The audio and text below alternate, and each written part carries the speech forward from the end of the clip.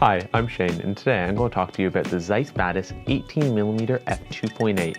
This is an ultra-wide, auto-focusing, lightweight lens for the Sony full-frame E-mount system. And today, I'm going to talk to you about how I like it, what I use it for, and if it's a good purchase decision for you.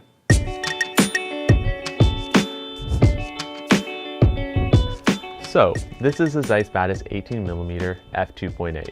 This is the widest angle lens in the Zeiss Batis series for the Sony full-frame E-mount cameras. They all share a very similar design, same quality, and all of them are quite a low value in terms of their price point, but they're pretty darn awesome lenses. The biggest thing that I use this lens for is landscapes, astrophotography, and some video work. It's awesome because its lightweight design lets it balance on a gimbal great, and if you're into vlogging, it's a great lens for that because it also has awesome autofocus, which I'll touch on later in the video. This video though is going to be a pretty comprehensive review about my opinion on the lens and how it performs in fields such as the autofocus, as I said, the sharpness, and the build quality.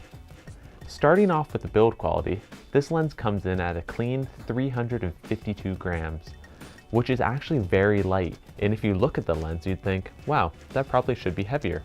Its build is quite large and it's kind of overbuilt for what it is, but its autofocus ability is definitely worth the extra size.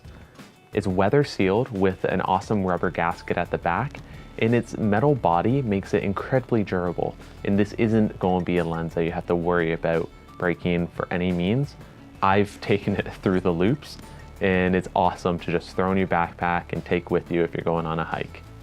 I'll now move on to the image quality, which is where this lens shines the brightest. Its price is really reflected in the quality of the glass that you get in this lens. At f2.8, this lens is incredibly sharp, and when you stop it down to around 5.6, it comes even sharper. The distortion in vignetting are quite heavy, as you would be expected with an 18mm lens. However, it's very easily corrected in Lightroom and isn't something that is noticeably bad. And compared to other 18mm lenses, this lens performs very well. I'll talk quickly here about astrophotography with this lens, which is what I use this lens for the majority of the time. This lens is awesome at getting photos of the stars. I've used it for many time lapses and it performs incredibly. The weather sealing is good because sometimes you're going out in the cold weather, or when you get some dew on the lens, it ends up getting quite moist. And this lens is awesome because you can take it anywhere and you can get awesome photos of the stars.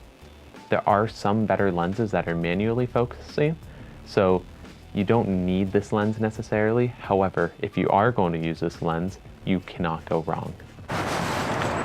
Okay, so hey, I'm going to talk to you now about the autofocus performance of this lens. This is my first time vlogging, so please bear with me. I'm out here with my sister and her dogs, Carter and Cosmo, and it's just kind of showing you here how good the autofocus is. It's really the best you could ask for in an ultra-wide lens, and it's definitely the best lens for vlogging for the Sony A7 series. It's responsive, silent, snappy, and really everything you could ask for.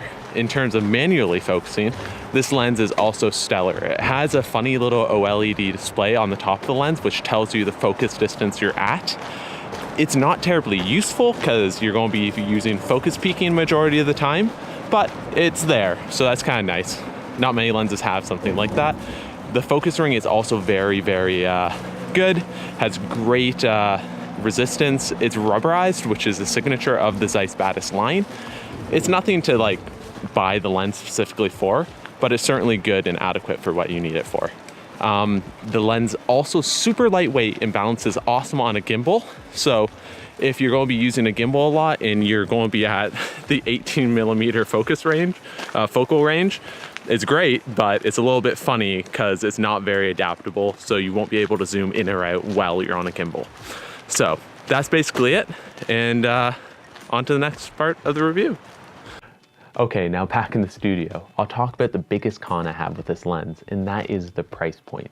It comes in at $1,500 US or 2,000 Canadian, which is incredibly high for a prime lens at 18mm, which its functionality is pretty limited because of that ultra wide focal length. There's other lenses like the Laowa 15mm 0D, which is only $850 US, Though it's only manually focusing, it's a faster aperture and has incredibly low distortion, which is awesome for landscape and architecture work.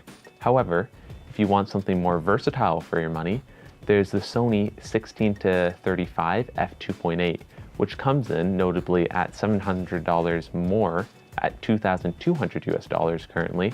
It's definitely a great lens, incredibly sharp throughout its zoom range, and it's awesome just because it's able to zoom, whereas this lens is stuck purely at 18 millimeters. So in conclusion, this lens is incredibly reliable, sharp, and built well. However, it's not necessarily the best value. There's other lenses that I think might fit what you're looking for a little better, but if you do want a fast autofocusing ultra-wide lens, this lens has got your back. If you're a vlogger or enjoy using gimbals very often, the lightweightness of this lens will make it incredibly awesome for your workflow. I recommend this highly. However, look at the other options and make sure you know that this is the lens you're looking for, because it's very niche and is not terribly versatile. Thank you very much for watching this video though. This is my first review I've actually made on this channel, and it would go a long way if you please consider subscribing or liking the video. And if you have any questions, please let me know in the comments below. I'd love to answer them. I've used this lens a ton, and I will be using it a ton in the future. So hopefully I can answer any questions you have. Thanks for watching though, and I hope you have an awesome day.